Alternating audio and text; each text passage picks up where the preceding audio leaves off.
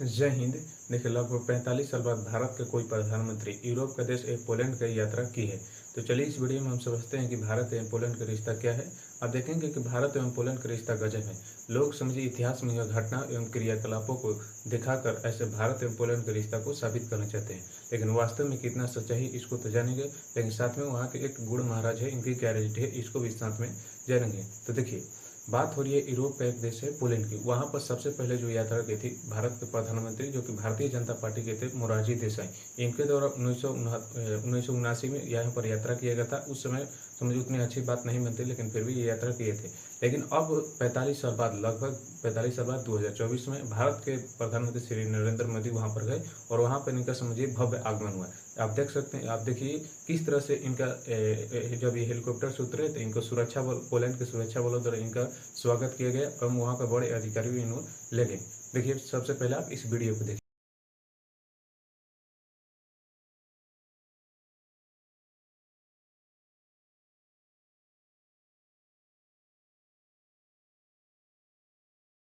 इसके बाद वो आगे गए एवं भारतीय कला एवं संस्कृति को प्रोत्साहन दिए। कहा कि भारतीय कला एवं संस्कृति विश्व में जहाँ भी है वहाँ पर जिंदा है। भारत जो है विश्व बंधु का लक्ष्य रखता है। आप इस वीडियो में देख सकते हैं कि किस तरह से ये भारत पोलैंड में रह रहे भारतीय लोगों के साथ ये गए हैं, वहाँ पर हो रहे भारतीय कला एवं संस्कृति को देख रहे हैं। भारत को विश्व बंधु के रूप में सम्मान दे रही है। पोलैंड तो भारत के इस सनातन भाव का साक्षी रहा है।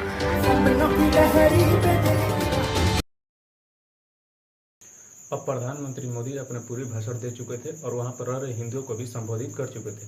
अब बारी थी भारत एवं पोलैंड के रिश्तों को देखना। आखिर भारत एवं पोलैंड का रिश्ता कितना पुराना है और कौन कौन सी ऐसी घटनाएं हुई है जिसके कारण भारत एवं पोलैंड में मेल मिलाप हो सकता है। तो देखिए कोई किसी भी देश का प्रधानमंत्री किसी अन्य देश में जाता है तो उन दोनों देशों के बीच रिश्तों को देखा जाता है। आखिर इन दोनों देशों के बीच कौन कौन से डील हुआ, कितना इनके साथ व्यापार होता है और इसका इतिहास से कितना रिश्ता पुराना है, इन सभी बातों को देखा जाता है। तो इसी तरह से वहाँ के लोगों ने समझिए खंगालना स्टार्ट किया कि आखिर भारत एवं पोलैंड का रिश्ता कितना पुराना है। आप देखेंगे कि लोगों ने किस तरह से खंगाल कर सोशल मीडिया पर अपने दिखाया। तो देखिए, सबसे पहले वहाँ के पोलैंड के एक लेखक इवान ने लेखक अपने एक्स पर पोस्ट किया और उसके पोस्ट को प्रधानमंत्री नरेंद्र मोदी ने अपने एक्स पर पोस्ट किया। तो देखिए, उन्होंने अपने पोस्ट में कहा कि एक समय की बात है जब फ्रांस एवं ब्रिटेन, जो भारत के बंगाल जो है, उस समय जब अंग्रेज द्वितीय विश्व युद्ध का समय था, उस समय बंगाल जो था अति समृद्ध प्रदेश था। तो वहां पर कब्जा करने की सभी को होड़ लगी थी, चाहे वो फ्रांस हो, चाहे वो ब्रिटेन हो, चाहे वो पुर्तगाल हो। तो उसी समय एक जहाज था जिस पर पोलैंड का झंडा था। वह झंडा बंगाल की खाड़ी की तरफ बढ़ रहा था और वहां के समझिए ब्रिटिश लोगों ने इस जहाज को खदेड़ दिया था। लेकिन जब पता चले कि वो जहाज पर झंडा था पोलैंड का, लेकिन वह जहाज था ऑस्ट्रिया के। देखिए, अब इन जितने भी व्यापार होते हैं, झंडा किसी और देश का होता है और जहाज किसी और देश का होता है। तो उन्होंने समझाने की कोशिश की कि जो पोलैंड है वह कभी भी भारत को आक्रमण नहीं करना चाहता है। और उस समय जो थे पोलैंड का झंडा भले ही था, लेकिन वो जहाज था वो ऑस्ट्रिया का था। तो सबसे पहले ये बताया कि भारत जो है, पोलैंड जो है भारत के ऊपर कभी कब्जा नहीं करना चाहते। अब देखिए, इससे भारत एवं पोलैंड का रिश्ता कुछ न कुछ मजबूत हुआ। अब देखिए, दूसरी बात इन्होंने कही, वहाँ के एक चित्रकार है जिनका नाम है स्टीफन द्वितीय विश्व के समय जो राजस्थान का जोधपुर में उम्मेद भवन है, आप उम्मेद भवन देखने जाइए। उम्मेद भवन का चित्र बनाकर समझिए भारत एवं पोलैंड के एकता के रूप में दिखाया कि भारत एवं पोलैंड हमेशा मित्र के रूप में है और भारत एवं पोलैंड के रूप जो है एकता को दिखाया।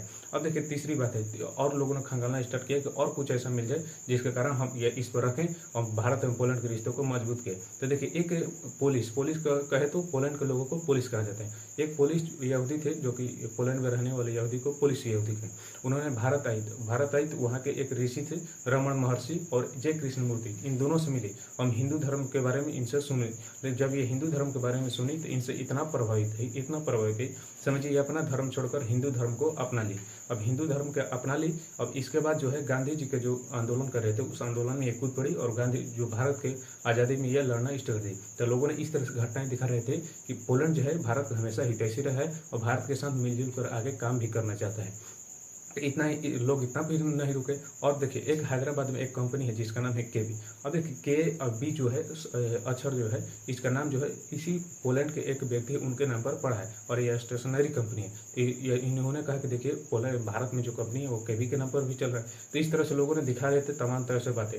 और इसी तरह से आप देखेंगे कि पोलैंड का जो छुट्टी है और भारत की छुट्टी है 15 अगस्त, दोनों को एक ही साथ मनाया जाता है। और पोलैंड में एक भूतिया हवेली है, आत्मा भूतिया हवेली है। और इस तरह से आप जानते हैं कि आत्मा एवं भूत की बात भारत में अक्सर होती रहती है। तो इन्होंने कहा कि देखिए भारत एवं पोलैंड में बहुत कुछ समानता भी है। तो इस तरह से लोग बहुत सारे चीज़ों को दिखाए थे। और इसी प्रकार आप देखेंगे पोलैंड की राजधानी है वर्षा, और वर्षा में एक यूनिवर्सिटी है जिसका नाम है वर्षा यूनिवर्सिटी। इसकी दीवारों पर समझिए उपनिषद एवं वेदों का समझिए बातें लिखी गई हैं।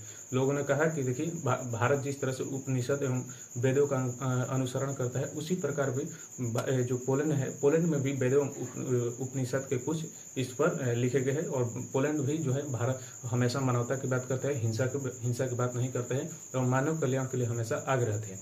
लोग इतना पर भी नहीं रोके। उन्होंने कहा कि देखिए भारत के जितने फिल्मी जगत के स्टार हैं वो सभी आते हैं पोलैंड में अपनी फिल्म का शूटिंग करने के लिए। जैसे देखिए अपने जमाने की super duper film Aamir Khan की फिल्म थी जिनका नाम था फना। इस फिल्म में समझिए एक दृश्य है जहाँ पर कश्मीर को दिखाया गया है। जब इस फिल्म में दिखाया गया जो कश्मीर का क्षेत्र था, वास्तव में ये समझिए कश्मीर नहीं था। जो पोलैंड में एक पर्वत है ट्राटा पर्वत। अब ट्राटा पर्वत को समझिए इस तरह से दिखाया गया कि आपको लगे कि जस्ट ये पूरी तरह से कश्मीर है। तो ये बात बताइए। और इसके बाद जो है अपने जमाने का सुपर डुपर हिट फिल्म जो है किक फिल्म सलमान का था और ये अपने जमाने बहुत ही सुपर डुपर हुई थी। इस किक फिल्म की शूटिंग भी वहाँ पर उस पोलैंड में हुई थी। तो इस तरह से बहुत सारे लोगों ने इतिहास में हुई घटनाओं को, क्रियाकलापों को समझिए सामने सोशल मीडिया पर लाया। भारत एवं पोलैंड के रिश्तों को इसे दिखाने की कोशिश की। अब बारी आ रही थी बाबा गुड़ महाराज की। अब बाबा गुड़ महाराज कौन थे? देखिए जब द्वितीय विश्व युद्ध हो रहा था तो उस समय जो था सोवियत संघ ने बहुत सारे पुलिस बच्चों को समझिए अपने यहाँ से भगा दिया था।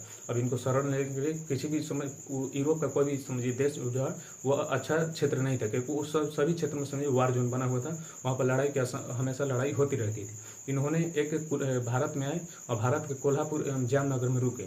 जब जामनगर में रुके तो इनका जो संरक्षण है भारत के जो है एक बाबा है जिनका नाम है गुड़ महाराज। अब देखिए गुड़ महाराज ये जो है गुड़ महाराज इतना इन पुलिस बच्चों की रक्षा किए जिसके कारण आज भी समझिए पोलैंड में इन गुड़ महाराज को श्रद्धांजलि अर्पित करने लोग जाते हैं। तो इसी प्रकार जब भारत के प्रधानमंत्री वहां पर गए तो गुड़ महाराज को अब श्रद्धांजलि अर्पित की। और समझिए भारत भी चाहता है कि पोलैंड के कुछ ऐसे इतिहास में घटनाओं को हम जो कि भारत से जुड़े हैं उनको हम दिखाएं, ताकि भारत एवं पोलैंड का रिश्ता कुछ बढ़ सके, इनके साथ व्यापार हो या अन्य जितने भी प्रकार समझौते वो समझौता हो सके। आप इस वीडियो में देखिए कि किस तरह से भारत के प्रधानमंत्री श्री नरेंद्र मोदी इन गुड़ महाराज को अपनी श्रद्धांजलि अर्पित कर रहे हैं। और वहाँ पर बहुत सारे पोलैंड का अधिकारी एवं बड़े बड़े राजनेता भी इकट्ठे हुए हैं। आप इस वीडियो को देखिए।